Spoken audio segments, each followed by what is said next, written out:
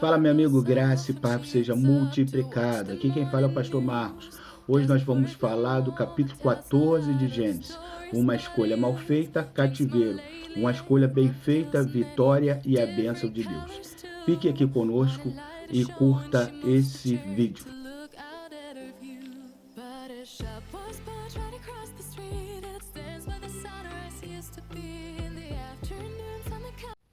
Fala, meu amigo, graça e paz seja multiplicado através de nosso Senhor e Salvador Jesus Cristo. Aqui quem fala é o pastor Marcos e nós vamos dar continuidade ao estudo do livro de Gênesis. Nós já lemos nós já vemos do capítulo 1 ao capítulo 13 e hoje nós vamos nos deparar com o capítulo 14. Quando nós chegamos no capítulo 14, nós vamos ver três fatos interessantes, ou seja, do versículo 1 ao versículo 11, fala da guerra dos 4 reis contra os 5 reis. Do capítulo 12 ao capítulo 17, nós vamos ver que fala sobre Ló, que é cativo. E do capítulo 18 ao capítulo 24, fala da bênção de Melquisedeque a Abraão. Ou seja, nós vamos nos debruçar de forma bem sucinta nesses 3 aspectos, nessas 3 representações ou nesses 3 fatos, a qual o capítulo 14 tem aparecido, tem mostrado para nós. Em vez de desfrutar a paz, prosperidade e alegria, Ló e Abraão encontram-se no meio de uma guerra. Poderosos exércitos compativos vindo do Oriente invadiram a terra da Palestina e causaram muitos escravos. Abraão se envolveu profundamente por causa do amor que tinha por Ló. E logo se revelou um guerreiro e considerado quando invasores procuraram espoliar a terra. Ló foi prisioneiro de guerra quando sua cidade, Sodoma, e os vizinhos foram derrotados pelos invasores. Ele se arriscara quando escolhera desfrutar das facilidades e privilégios de Sodoma, tornando um dos habitantes dessa cidade ímpia, agora descobriu que tinha que participar dos perigos da tragédia da cidade. Rapidamente Abraão reagiu com 318 homens numa missão de salvamento, comprovando ser uma força poderosa a bem da justiça na terra. Um dos personagens principais também do capítulo 14 é Quedorlaomer, rei de Elão, uma bem conhecida região montanhosa perto da cabeça do povo pérsico. Parece que era o mais poderoso dos 4 reis que fizeram essa expedição. Controlava outros reis da Babilônia e Palestina. Seu nome, Cutu-Laquemer, significa servo de Laquemer, um dos deuses do Elão. A capital do Elão era Susa. Tidal, outro dos reis confederados, era chamado de rei de Goim, isto é, das nações ou povos. Seu título pode indicar que ele controlava diversos reinos individuais, ou que estivesse à cabeça de um forte grupo de gente nômade que se ocupava em fazer incursões para pilhagens. Versículo 13 diz assim: Então veio que escapara e contou a Abrão, o hebreu, e ele habitava junto aos cavalos de Mane, o amorreu, irmão de Escol, irmão de Mane, e eles eram confederados de Abrão.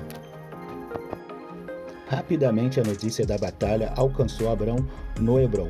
Ele não fora envolvido na luta, mas uma vez que o seu sobrinho fora feito prisioneiro, sentiu-se sem dúvida obrigado a tentar o salvamento.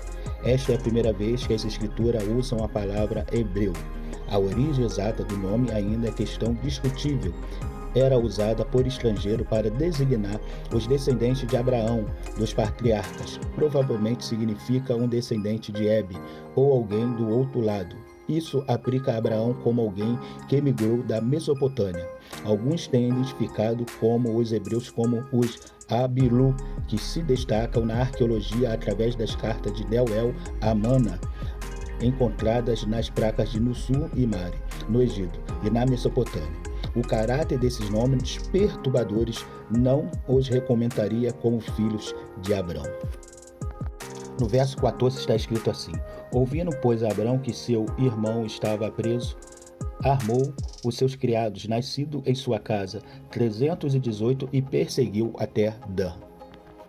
A palavra hebraica, armou, descreve o trabalho rápido de Abraão, convocando cada homem capaz para a ação imediata. Foi traduzido literalmente para fez sair, como uma espada de sua bainha. Nenhum homem ficou para trás. 318 homens atenderam ao chamado e seguiram ao seu respeitável líder.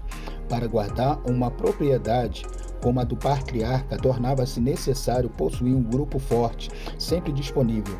Além desses homens prontos e capazes, Abrão levou consigo o exército de seus amigos confederados, Hane, Escol, Mare, e que foram leais com o seu bom amigo na hora da emergência.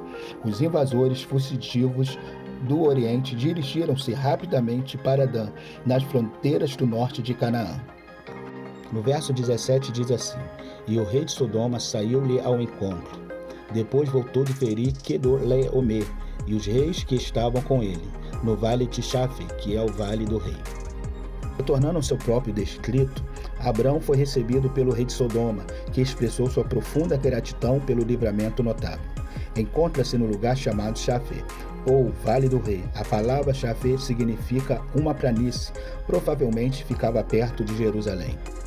O verso 18 diz assim: E Melquisedeque, rei de Salém, trouxe pão e vinho, e era sacerdote do Deus Altíssimo. E abençoou e disse: Bendito seja Abraão do Deus Altíssimo, o possuidor dos céus e da terra. Bendito seja o Deus Altíssimo, que entregou os teus inimigos nas tuas mãos, e deu-lhe dízimo de tudo. Outro personagem de suma importância no capítulo 14 é Melquisedeque, rei de Salém. O nome do misterioso personagem significa rei de justiça ou meu rei justiça, ou meu rei Sedeque. Sedeque é a palavra hebraica para justiça e também o nome de uma divindade cananita. Melquisedeque era rei sacerdote de Salém, que é uma forma abreviada de Ulu Salim, cidade de paz, identificada com Jerusalém. As placas de Tel El Amar se identificam com Salém, com a Jerusalém de 1400 anos antes de Cristo. Shalom é a palavra hebraica para paz, e Shalem é provavelmente o deus da paz cananita. Esse benevolente rei sacerdote, reconhecendo a nobreza e o valor de Abrão, forneceu um lanche para o exausto guerreiro e seus homens. Era um sinal de amizade e hospitalidade. Melquisedeque louvou a El Elyon, seu Deus, o Deus Altíssimo, por ter concedido a Abrão o poder de alcançar a vitória.